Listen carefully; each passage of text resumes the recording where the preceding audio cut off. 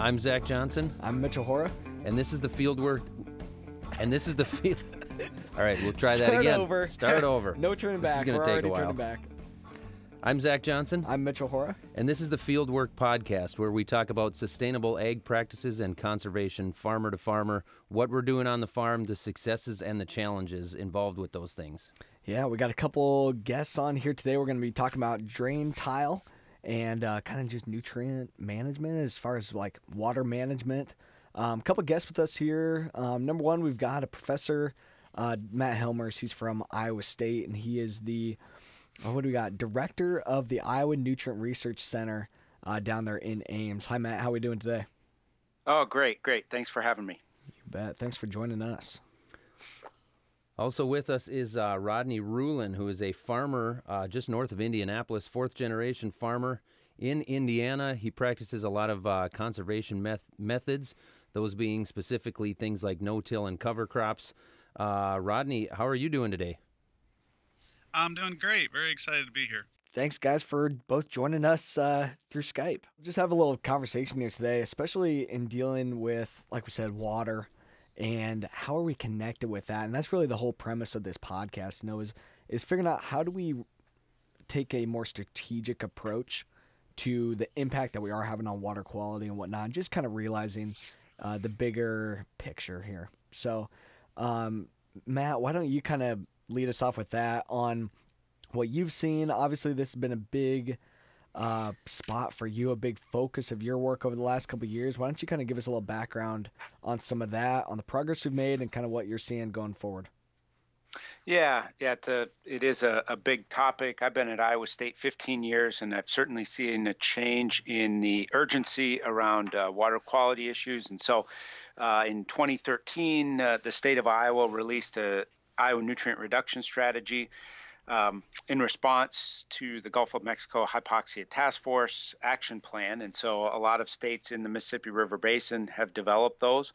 And so a lot of our efforts since 2013 have been focused on implementing practices that can reduce downstream nutrient loss. We have a long way to go, but I think we are seeing increased conversation about what we can do within our agricultural fields to reduce that nutrient loss. It's a big challenge, and we have to recognize, if we look at the Mississippi River Basin, the biggest land use is agriculture, and that's a big contributor of nutrients to downstream water bodies. So we really have to start looking at what we do on our agricultural land to reduce that nutrient loss.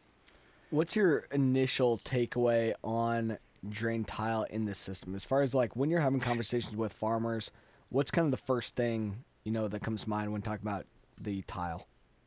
Yeah, that's a good question. I would say it's the good and the bad of drain tile and artificial subsurface drainage. If we didn't have artificial subsurface drainage throughout the upper Midwest, we would not have the agricultural production that we do. It's very critical for reducing excess water stress on the crop, allowing aeration in the soil so that we can produce the abundant crops that we do. But we also have to recognize that there are some unintended consequences of that. One is that, it short circuits natural flow pathways for dissolved nutrients, specifically nitrate. And so we can see, that nitrate that leaves the plant root zone be, move that water and nitrate move into the tile line and be delivered right to the stream. And so, we see high nutrient delivery to the stream in those watersheds where we have a lot of subsurface drainage. Also, as we look at it, historically, where we have that subsurface drainage, we've had a decrease in the amount of wetland acres. And so there's been some habitat impacts. Obviously, that was, a lot of that was done decades ago or nearly a century ago or more.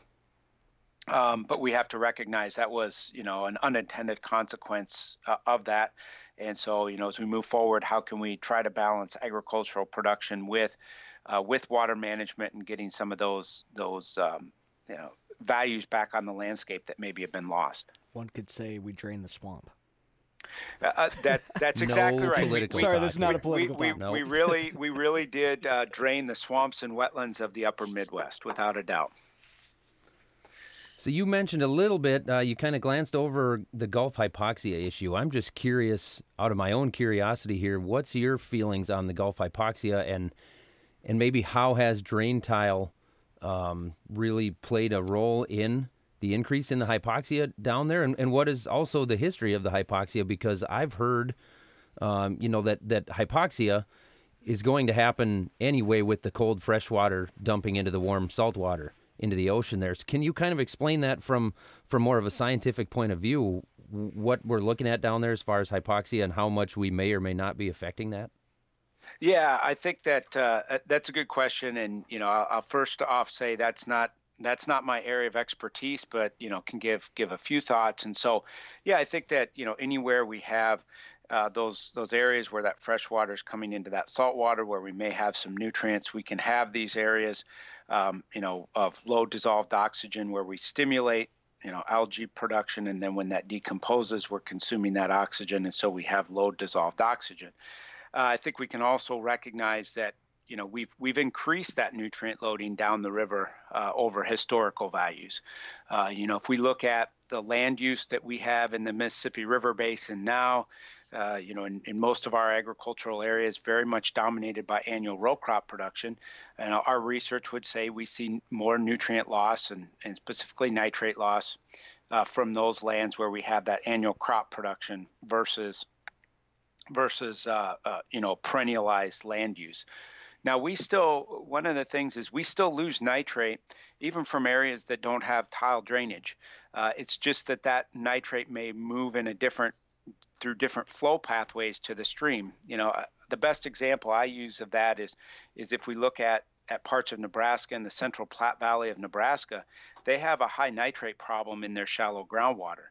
Not because of tile drainage, but just because of that annual cropping system and the susceptibility of loss of nitrate during excess precipitation periods of the year. So that tile drainage can be a transport mechanism for that nitrate to the stream. But even in those areas without tile drainage, we need to be concerned about nutrient loss and leaching losses through the profile of nitrate.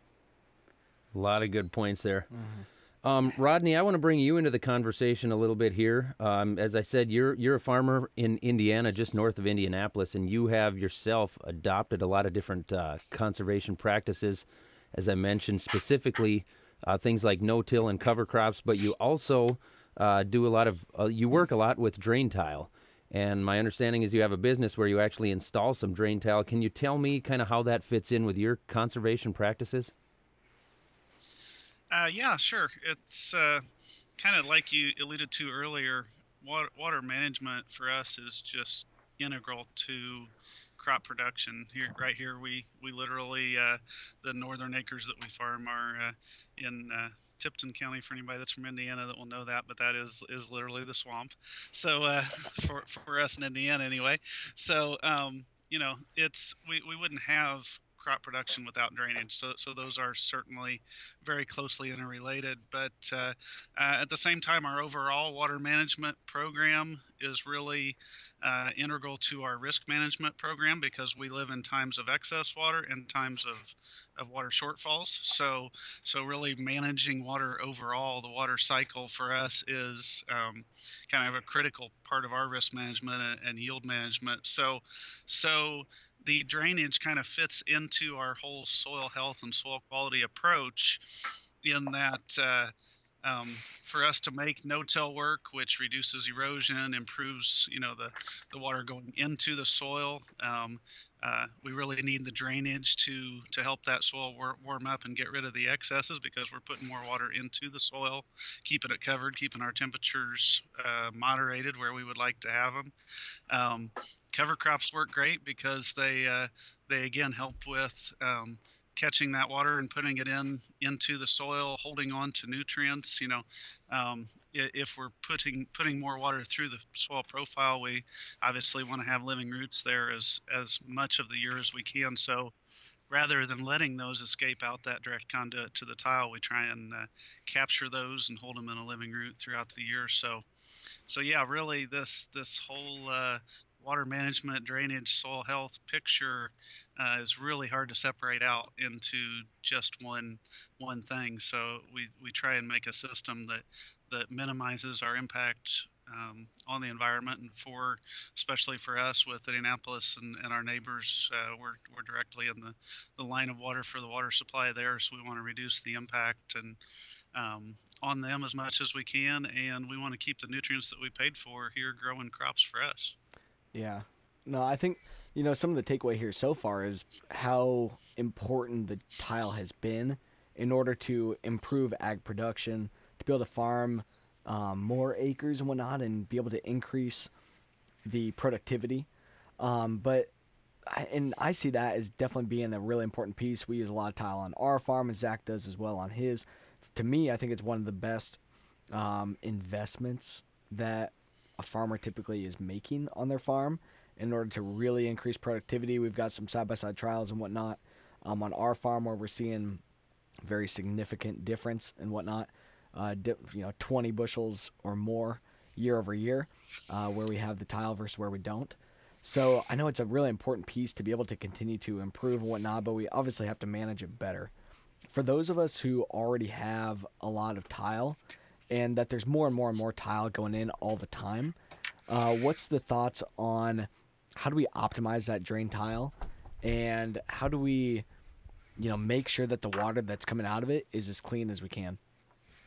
Maybe why don't I don't know, Matt, you can start. I suppose we'll keep going back and forth on what's some of your thoughts, on how do we take care of that tile that we already do have. That's a great question, and I think farmers have a lot of opportunities, and just what we talked about with things like cover crops. So I think about it in kind of a systems approach, and all the way from the land to the stream, and what can we do? And the first thing we need to start with is thinking about good nitrogen management. Are we putting on the right amount of nitrogen at the right time, right place, right source? So the 4 R's, which are very important, I think it's really starts there. We have to do the best job. But then we need to recognize that even when we do the best job with nitrogen management, we can still see some nitrate loss that is in excess of what we want. And so then if we do things like cover crops, that can really help us reduce that, for a lot of producers, that's going to work very well into their systems, kind of what we talked about, helping with that soil, really protecting our soil asset and reducing that nitrate loss as a part of it. Then there are things we can do kind of further downstream. Once that water is into that tile line, can we treat it? Can we route that drainage water through a wood chip bioreactor, through what we call a saturated buffer, promote that shallow groundwater flow through the buffer, or route that into a wetland system for denitrification? Or emerging work in Iowa is looking at oxbow restoration, where we make sure we route that tile water into that oxbow restoration. And then I think kind of at the leading edge of thinking about managing that drainage water is thinking about drainage water recycling. And so there's a group of folks throughout the Midwest on a transforming drainage project that are thinking about drainage water recycling. Can we capture that drainage water in on-farm storage, or a portion of it? We would not be able to capture all of it, a portion of it, and then use that for supplemental irrigation for the crop. And so a kind of dual benefit. One, we're reducing that downstream nutrient loss because we're putting more water out into the field and hopefully increasing plant water use of the crop. And by doing that, hopefully increasing crop production. And so that's a concept that's really in the research stage, because we really need to understand what's the cost of it and what's the benefits from a crop production standpoint, but could be on the leading edge of how we manage that drainage water to kind of get the dual benefit of improved profitability and improved downstream water quality.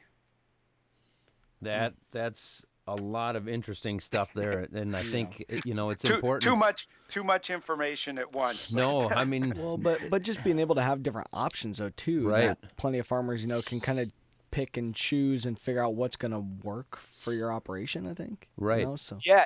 And I think that's exactly right. And one of the other ones I forgot to mention was controlled drainage, where maybe we just manage that drainage water with a control structure. And so during certain times of the year, we try to hold some of that water back when maybe we don't need as much drainage. So in the winter and the summer, but then in the spring and the fall, when we're worried about early crop development or trafficability, we let that drainage flow, kind of freely. But I think you're right. We need plenty of options because cover crops are, for example, cover crops are a great practice, but it may not fit as well into everybody's operation. I mean, now I think cover crops work about anywhere, but they may not fit quite as well, and so maybe that producer is more interested in something like a bioreactor. Also, some of these things like wetlands or oxbow restoration could provide additional benefits beyond just nitrate reduction, a lot of habitat or waterfowl or aesthetic value on the landscape. And so it's not only, what maybe works for the farmer, but what, society kind of sees as important benefits that they want to get from maybe investing in these practices. Today on Fieldwork, we're talking to Matt Helmers and Rodney Rulon on Skype about drain tile and water management. What's your first kind of takeaways on how do we as farmers choose and decide what's going to be the best thing for us, especially in keeping economics in mind?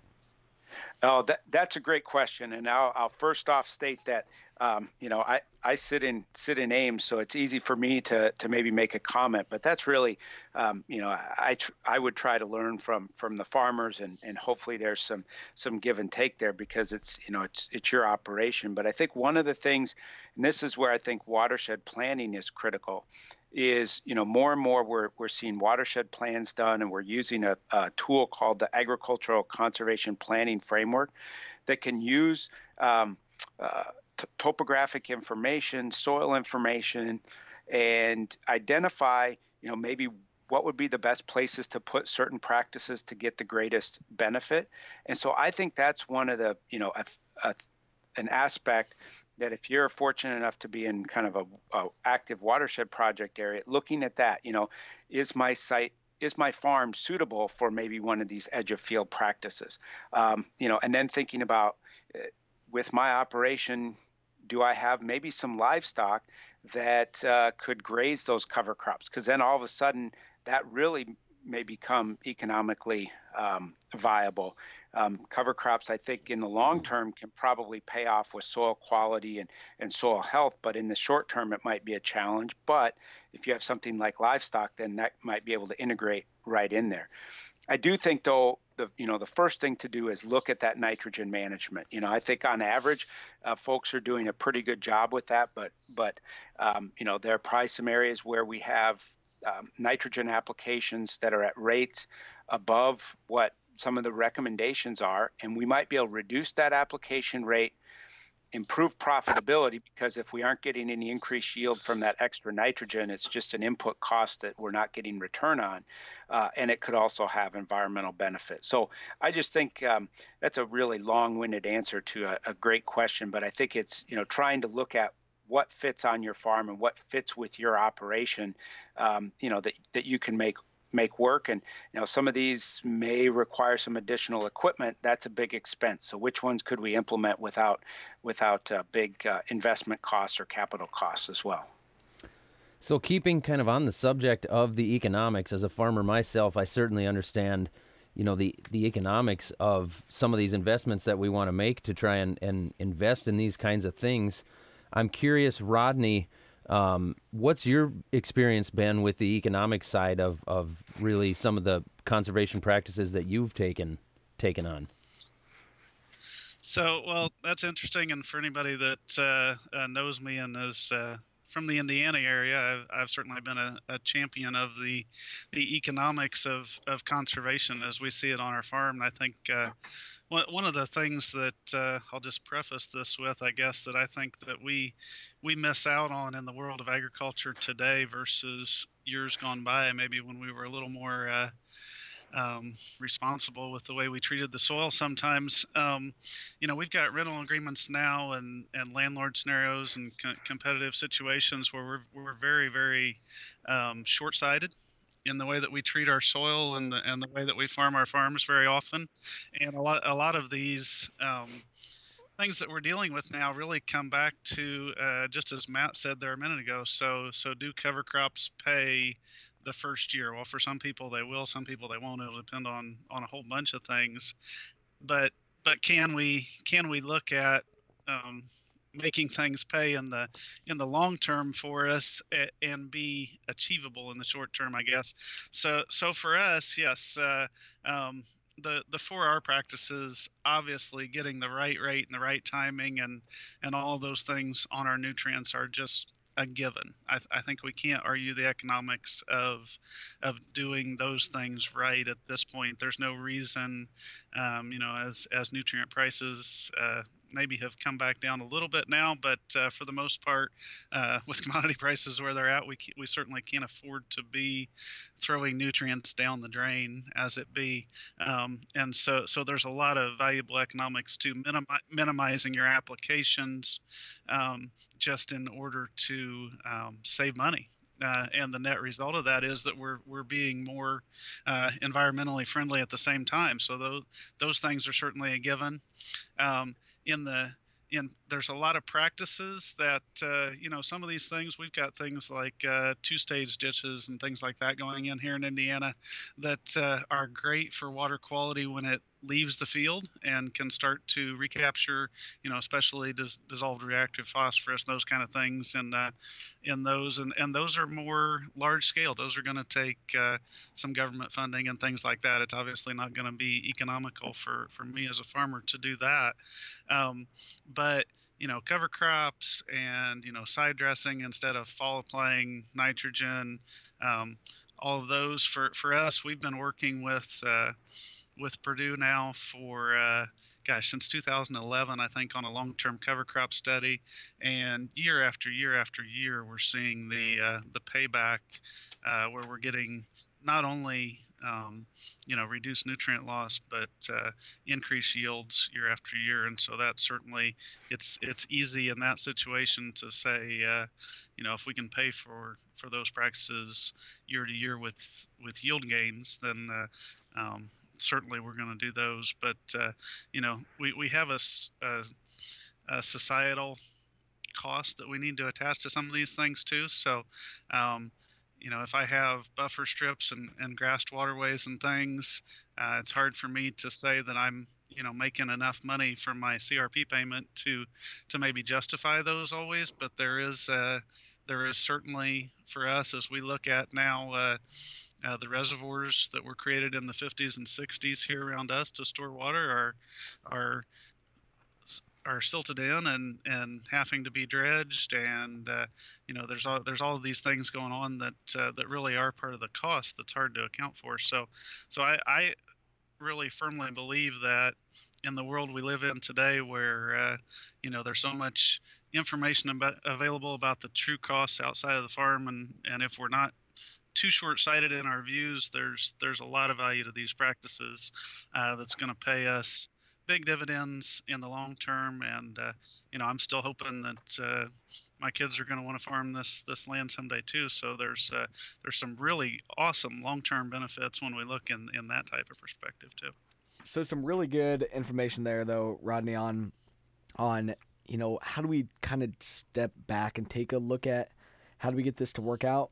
As you're talking with other farmers and whatnot, or as you're looking at implementing, especially, drainage is where we want to kind of focus on, but just overall other conservation practices and whatnot too, you're saying we definitely need to play the long game on this, but how do we quantify some of those economics and whatnot? How do you show the economic returns, at scale? You're doing it with the project and whatnot with Purdue, but, but how do we as farmers take a look at this and try to put some economics to it? How can we go and do that here as we go into the 2019 growing season? Yeah, so you threw me the softball there. So since we're talking about drainage, I'll just I'll kind of hit that one to start with. I mean, drainage outright by itself for us is just is so easy. Honestly, to look across our farms and areas where we have tile and don't have tile and those kind of things, economically it's just huge. But so so I can make that argument. I can make generally here in central Indiana, we're looking at a 2 to 3 year payback on drainage improvements on a farm, something like that. So, a lot of times 20 to 50 bushel corn yield increases are not unreasonable at all. So those are easy. So we say that we really need to be doing that, and we need the ability to do that. So we don't want to lose that ability. So to some degree, that's where the more long-sighted approach and looking at the entire system so that we can go ahead and continue to use drainage to improve our farms, then how are we going to incorporate some of these other practices to manage water? And that's where we get into looking at, we're a separate study at Purdue that we've started working with Shalimar Armstrong. He's working with Purdue and University of Illinois and doing some research. They've got several years now where they're looking at intensively pattern tiled fields, down into the 20-foot spacing type scenarios, and then nitrogen timing as well as nitrogen types, I believe, and then cover crops, and how those, putting those on top of those is really capturing those nutrients and keeping them out of the tile and those kind of things. So starting to look at how all those things play together is going to be critical. And so for us on our farm, to some degree, we've just said, this is the way we're going to farm. And sometimes you just have to make that leap and do that. But at the same time, once we've done that, now we've brought, we have about 65% of our acres that are rented.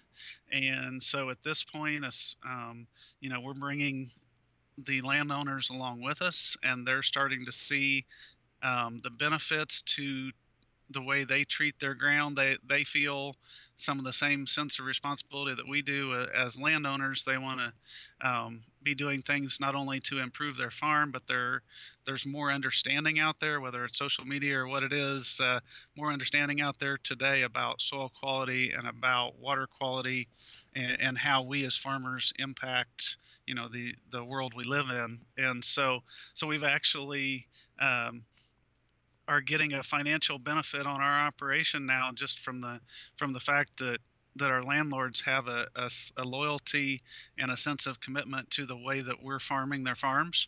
And so I think that's a really neat thing that's come out of this that we maybe didn't see up front, that is honestly, as things get difficult from year to year, and cash rents go up and down and these kind of things, having that commitment from your landlords and having them share the vision that we have for the way we want to treat their farms is really valuable to us. I know on our farm we've gone through some of that too, and I think being able to have that dialogue, have that conversation, and showing them, here's what I want to do, here's why I want to do it, can we work together to make a long-term deal work out and be beneficial for both of us? I think that's interesting. It sounds like you guys have had really good success at being able to make that happen. Today on Fieldwork, we're talking to Matt Helmers and Rodney Rulon on Skype about drain tile and water management. In Iowa, too, 60% of the farm ground is not owned by the person who is farming it. So it's a landowner that owns the ground, and 60% of that ground, somebody else is coming in and farming it. The farmer's coming in and leasing that ground. Matt, how do you think that, plays a part of this? And how do we overcome some of those issues with implementing some of these water quality structures and whatnot can be pretty intense, and they can be fairly costly. How do we get that relationship to work the right way to get all parties on board? Well, that's a great question, and I'll have to say I don't have the answer. If I did, I'd probably be just working on that all the time. But I think it's critical, and I think Rodney's points are so important that one of the things I think that we need to somehow change our mindset to think more long term. And I know for an individual producer and maybe especially for that tenant that maybe doesn't have a long-term lease, that's difficult or can't be done. But for those landowners, I think we really need to talk about how these practices help enhance their long-term asset. Our soil resources are one of our most vital, natural resources, one of the most vital assets that we have throughout the upper Midwest. Ways that we can protect that soil, enhance that soil over time is enhancing our long-term asset. And I know it's really challenging to do, and all of us, think about what's, right over the horizon, but we need to think long-term and think about how a few dollars now may really protect us into the future for our children or grandchildren with that soil. I don't know how we do it per se, but I think that's one of the things we need to talk about.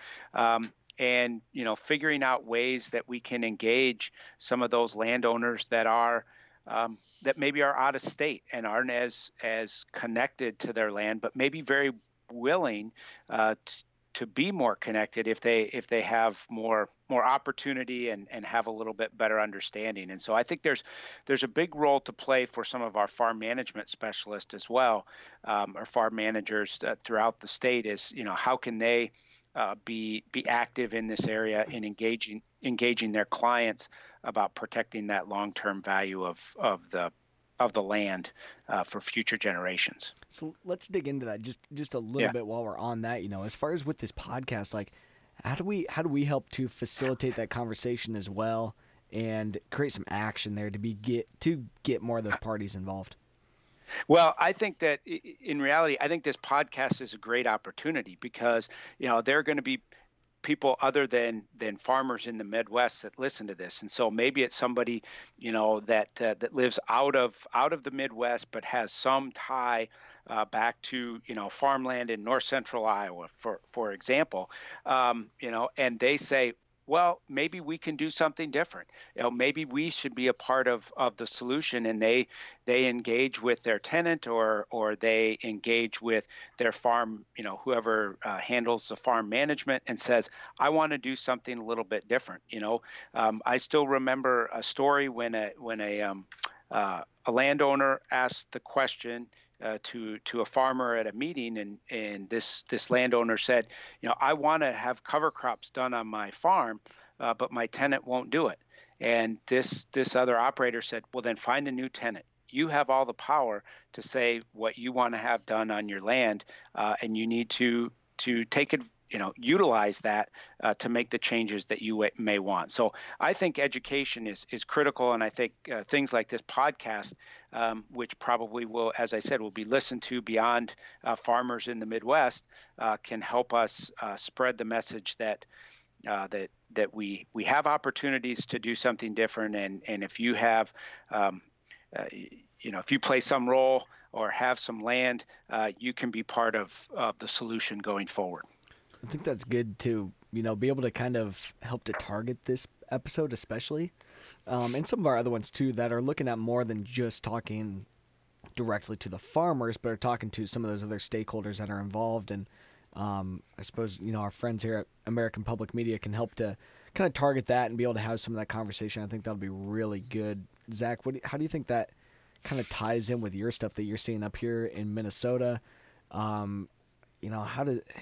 What's some of your takeaways on some of this here so far? Obviously, drain tile is a big issue, and it seems to become a bigger issue all the time.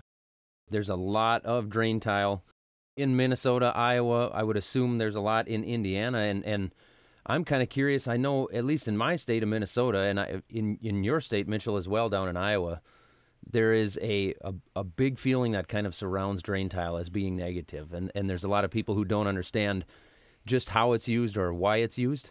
And I think there's a big feeling out there amongst non-farmers that believe that there's a lot of abuse that goes on when it comes to drain tile, and that we don't really understand exactly what we're doing when we put this drain tile in the ground, that we're just chasing higher yields and decreasing habitat and adding the nutrients to the water. And we know that those nutrients are expensive. We don't want those nutrients in the water. And we do what we can to understand the impact of what we're doing out there. But what I'm really curious about with Rodney here, Rodney, you farm not very far north of a major major urban area, and your water from your farm, I believe, heads south and heads right towards that city. Is that correct? Yeah, that's right. We go right into the drinking supply. So, And so so what right straight into the reservoir. what do you get surrounding Indianapolis out there? What is the feeling that surrounds drain tile? And maybe as long as we're on that subject, what are you seeing as far as regulations coming, whether it's from the city, the county, the state? I mean, what are you seeing as far as a regulatory environment surrounding specifically drain tile? Yeah, so we're somewhat lucky here in Indiana. We've been a fairly farmer-friendly state for a really long time, and even for our non-farm neighbors in Annapolis, it certainly have maintained that. And so we have a good relationship. I would say at this point with with our utilities as well as people in the city to the south here, but it's ever changing, as people get information, and it's not always correct information, unfortunately, these days that they get about what we're doing. And we've done, I've been on the Soil and Water Board here in our county for, oh gosh, going on 20 years now, I suppose. And along with working with Purdue and working with other organizations locally, we've done what we can to try and be on the forefront of educating and helping. And I think that's another one of those things that's kind of our responsibility as farmers. We can't depend on other people to speak for us like we have in the past. So we need to get out there and be letting them know what's going on. But yeah, every time another report comes out, another article hits the wire, then we get those questions of, we know you guys, we see you putting in this tile and stuff, and the water in the reservoir every time it rains looks pretty nasty. And so what are you doing? And that's when we have to kind of step up our game and share our story and say, we're not just out here doing what we can to ruin your water. We live here too. We're part of the community. Our kids go to school with your kids, and we all feel certainly a responsibility for what leaves our farm, and the way that impacts our downstream neighbors. So that being said, whether it's doing podcasts like this or going and talking at community organizations, things like that, we try and really do our part to just show that farmers are, doing the 4Rs. We are using cover crops and no-till. We're really trying to move forward in doing things to help reduce these problems. But at the same time, we look around at our neighboring states and hear the talk, and even in our legislature here, of regulations that are potentially coming, and they're a little bit scary for us, obviously. But we just have to do our best to make sure that we're doing what we can, and that the right information gets out there, that there are things, Matt's talked about, 20 different options of things that we can do.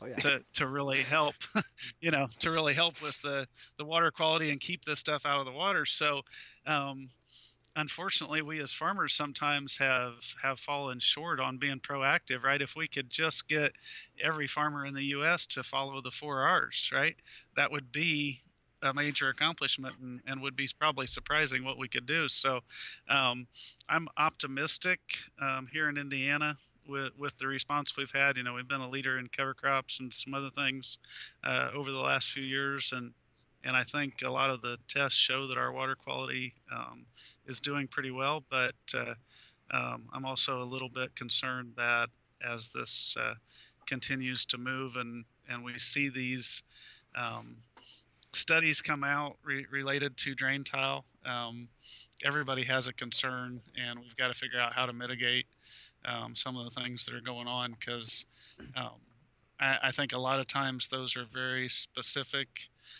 to certain things that happen that we don't always understand. And so it's a challenge. It's a fight that we're in the middle of right now. Yeah, and so Matt, in Iowa, obviously we have been right in the heat of this, and we've had some scares here already, and there's been plenty of talk about regulation. I think a lot of farmers want to continue to avoid regulation. Do you think we're going to be able to avoid regulation, or is the pace not matching what needs to be done? Yeah, I think we're getting to the point now where we really need to accelerate the pace of adoption. As we look at the 5.5 years since the nutrient reduction strategy was released, I think there have been some good things that have happened. We've seen some increase in cover crop. We see more interest in bioreactors and saturated buffers and wetlands and all these practices. But we're now at the point where we need to demonstrate progress, and we need to demonstrate progress by really accelerating the rate of adoption.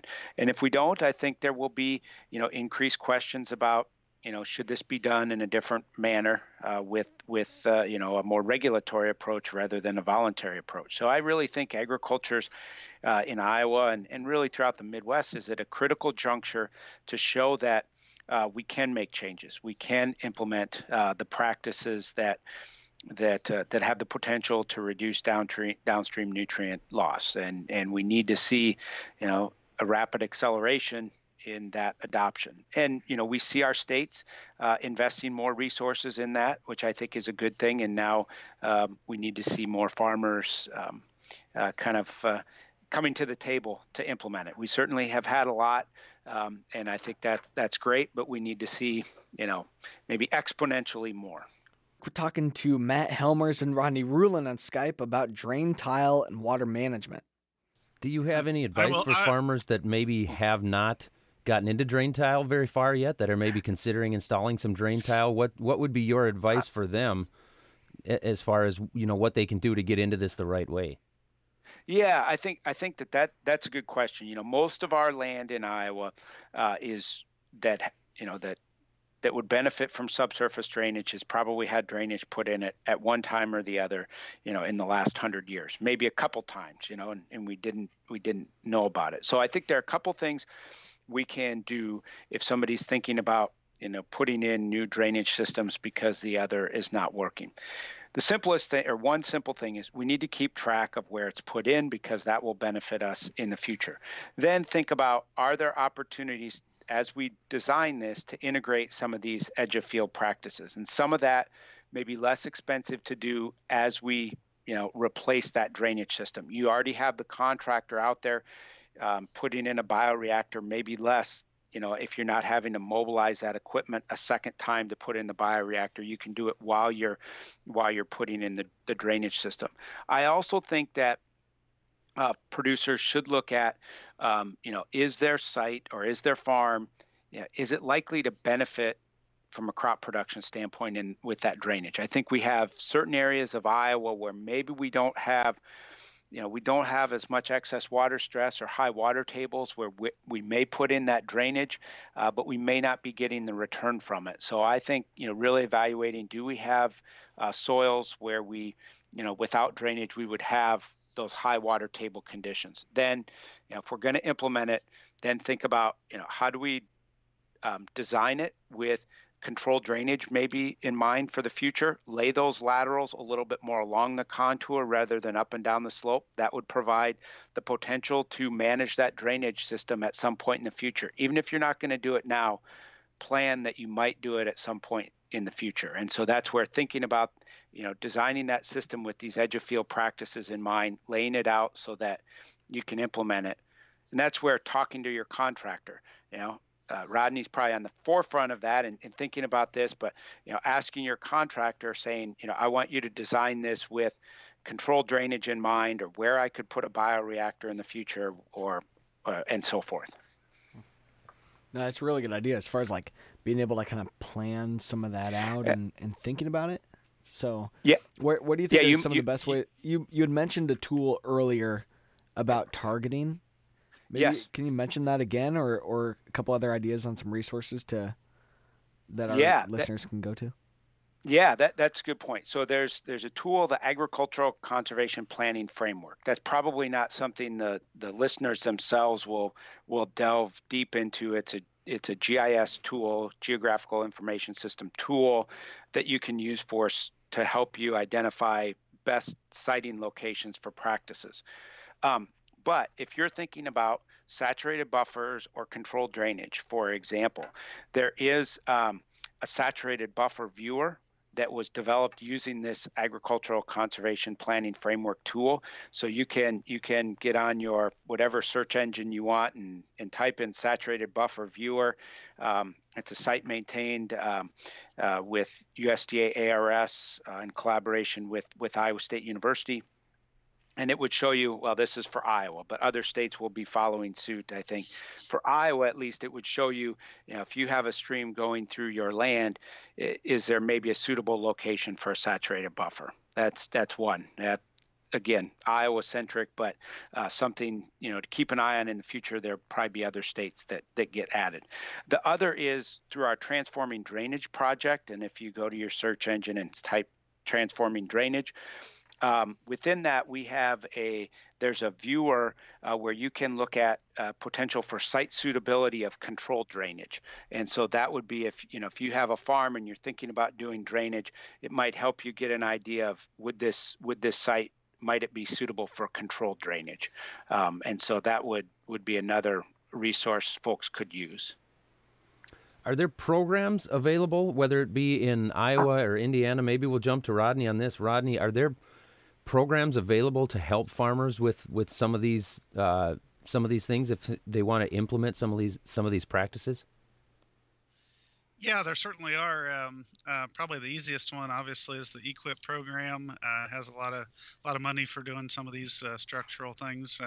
But there's also some local programs. Some soil and water districts here are helping with some programs. But yeah, I will kind of reiterate what Matt was saying there. There's a lot of value in planning. We spend a lot of time when we're doing drainage system plans with people, whether it be an addition in a field that's already got some, or ideally a completely new installation where we're just starting from scratch. And the way you structure those systems, the depth of the tiles, the direction along the slope, the number of outlets into the open ditch or the stream, all those things can really play a big role in how easy it is to retrofit. We've done several of the controlled structure installations and things like that, and think those are really neat as far as the benefits that we can get out of them.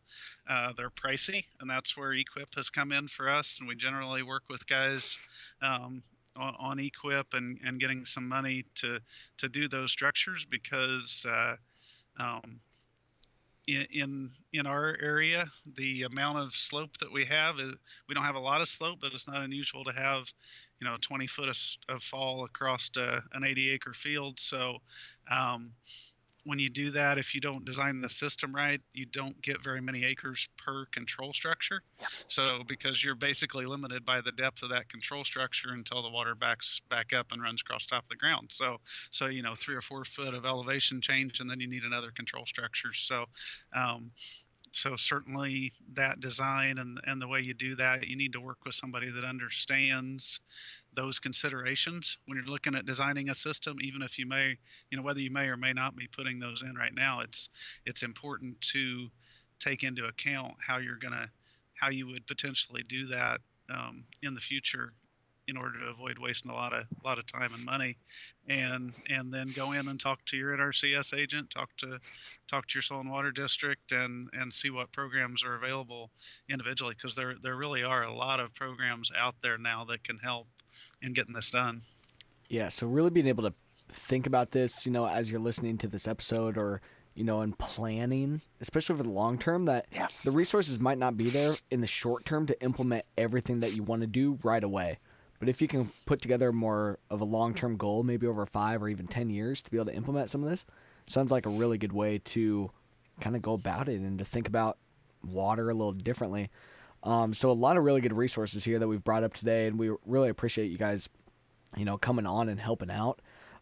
Matt, any other kind of concluding remarks, and what's kind of your overall, end of the day takeaway too, just on tile or on just subsurface drainage, and then any other, how can we kind of keep in touch with you, or be able to kind of continue on the conversation here going forward? Yeah, I'd love to continue on the conversation, and certainly want to follow up with Rodney at some point as well, because I've farmers having the voices he has is very, very important, and I took so much away from what he talked about. It's easy to find me. I think I'm on Twitter, ISU Ag Water Management. You can contact me. Pretty easy to find at Iowa State University, Matt Helmers. I think my take home point, or kind of a last concluding comment, is we have an opportunity to do things different in the future. There were I still remember a time when we first started talking about the Iowa nutrient reduction strategy and thinking about what we do on the land, and somebody made a comment to me, well, we've always grown corn and soybeans, we're always going to grow corn and soybeans. And if we look back to 100 years ago, yes, in Iowa we grew about 10 million acres of corn, but we had hardly any soybeans. So things can change within our agricultural system if we think about the long term and think about maybe how we can do things differently to benefit not only our profitability, but the environment. I think drainage has a role to play in that. If we think about agriculture going forward, I think we're going to need aerated soils to grow no matter what kind of crop we're going to want to grow. So drainage is important, but as we design those drainage systems for the future, let's think about integrating some of these water quality features, or think about ways that we can design it to reduce that downstream water flow that might have a benefit, might even have some economic benefit. In certain areas, this controlled drainage concept we talked about of holding some of that water back may provide us some water savings that enhance our crop production in the summer. Not every year, but maybe some years. And so if we think long term, that may be viable. Excellent points. Really good. Rodney, I'm going to throw it back to you and kind of ask the same questions. What is kind of the final verdict and your takeaway on drain tile, good, bad, or indifferent? And how can people get in touch with you if they want to talk to you a little bit more about what we've talked about today? All right, sure. Let's start off with the easiest way to get in touch with me is just through our website, www.rulonenterprises.com. So that's our farm website, and you're certainly welcome. We talk about some of these issues there, and certainly anybody's welcome to reach out and contact me. All my information is there on the site, so that'll be the easiest way to do that. But I want to kind of touch. I had some closing thoughts, but one of the things that Matt really touched on there was just, as farmers, we need to be open to doing things differently. I mean, I think overall drainage is critical. There's no way that we can say it's not here in Indiana. We need drainage. We need to be able to effectively drain our farms. We probably have a lesser percentage of farms that are drained than what some of you guys in the West do, but certainly it's growing exponentially now. So being able to drain our farms is critical, but sometimes we get stuck in the idea that, we've always done it this way. We want to, take the outlet straight into the ditch at whatever is the minimum cost way, and those kind of things.